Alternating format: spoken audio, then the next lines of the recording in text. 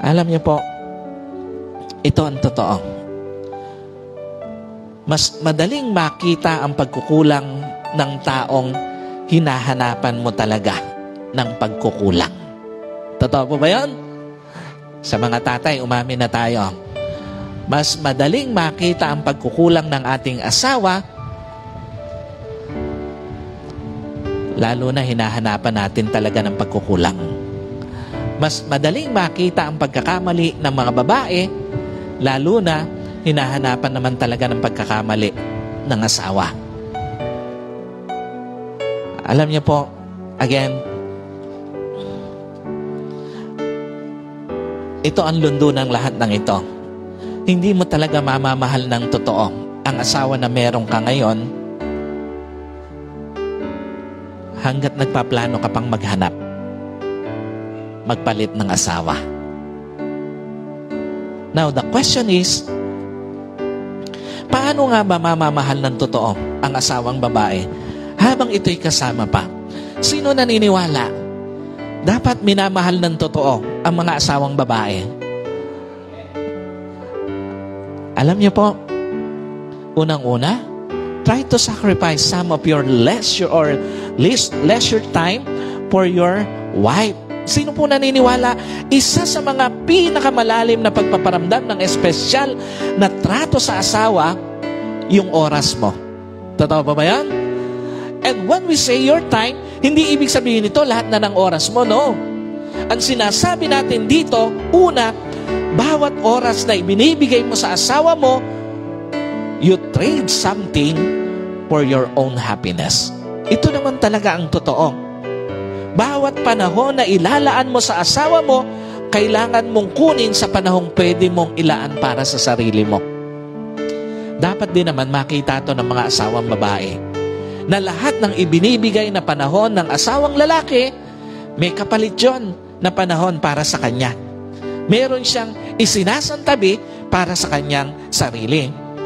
Alam niyo po, bawat panahon na ilalaan mo sa mga tatay po, na ilalaan mo sa iyong asawa, kailangan mong kunin sa panahong pwede mong gugulin. Sana para sa barkada mo, para doon sa mga paglilibang mo, para doon sa maraming bagay na gusto mo pang gawin para sa sarili mo. Ano pinapakita rito ng Panginoon? Wala pong libreng panahon ang pwedeng ilaan para sa asawa.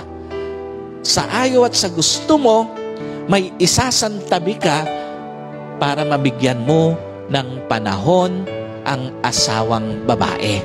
Sa ayaw at sa gusto mo, may isasakripisyo ka para mabigyan mo ng tamang panahon ang iyong asawang babae.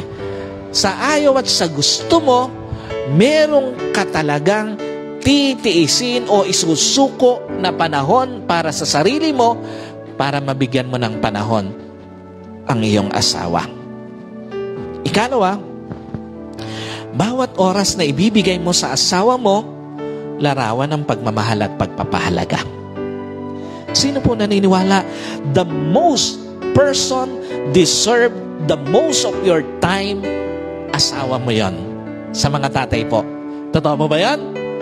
Kung meron mang pinaka na dapat tumanggap ng pinakamagandang panahon ng isang asawang lalaki, yung asawa niyang babae. What's the point? Sa lahat po ng asawang lalaki, kung may hindi ka dapat panghinayangang oras, ito yung oras na dapat inilalaan mo sa iyong asawa.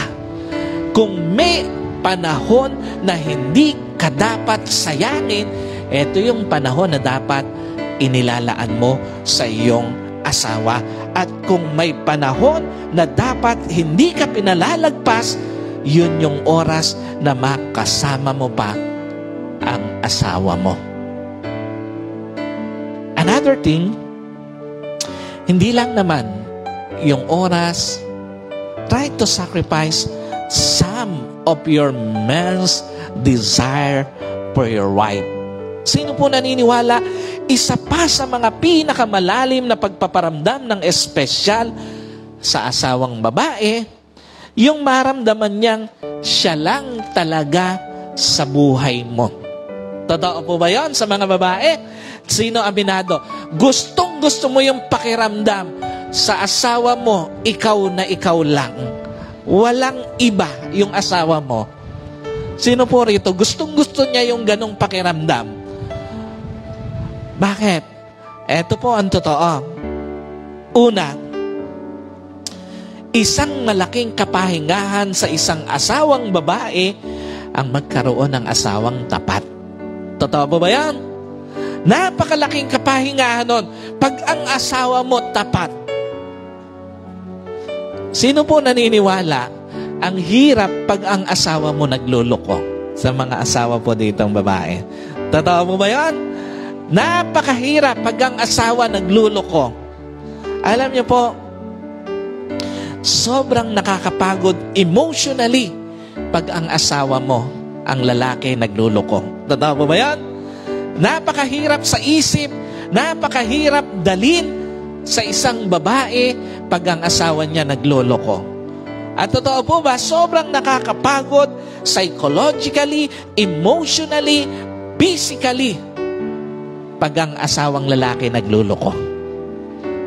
Yung bang nasa bahay ka pero ang isip mo nasa asawa mo, nag-aalala ka, baka wala sa trabaho at may ibang kasama yung asawa mo. Totoo po ba? Sobrang hirap ng ganong sitwasyon sa mga babae na nasa sa bahay ka pero hindi mawala-wala sa isip mo kung ano yung ginagawa ng asawa mo. At totoo po ba, minsan nasa sa bahay ka, nag-aasikaso ka ng mga anak mo, nag-aasikaso ka ng bahay, pero hindi mawala-wala sa isip mo na puntahan ang asawa mo at sundan, tingnan ko ano ginagawa. Marami pong mga asawang babae sobrang napapagod emotionally, psychologically sa pagloloko ng asawang lalaki. Kaya nga, alam niyo po, napakalaking kapahingahan ng isang asawang lalaki tapat. Alam niyo po, sobrang nakakapagod yung katabi mo yung asawa mo, pero ang isip mo, nag-aalala ka, baka iba iniisip ng asawa mo at hindi ikaw. Pansinin niyo, how tiring sa isang babae pag ang asawa nagloloko. Apektado emotion niya, apektado isip niya, apektado ang buong buhay niya. Ikalawa, isang malaking achievement sa isang babae ang magkaroon ng isang tapat na asawa. Totoo ba yan? Hindi lang malaking kapahingahan, kung hindi malaking achievement din sa isang asawang babae na meron siyang tapat na asawa. Pansinin niyo, ano madalas na pakiramdam ng isang babae na nagloloko ang kanyang asawa? Alam niyo po, pakiramdam niya, failure ang relationship nila, failure ang marriage nila, at the same time, failure siya.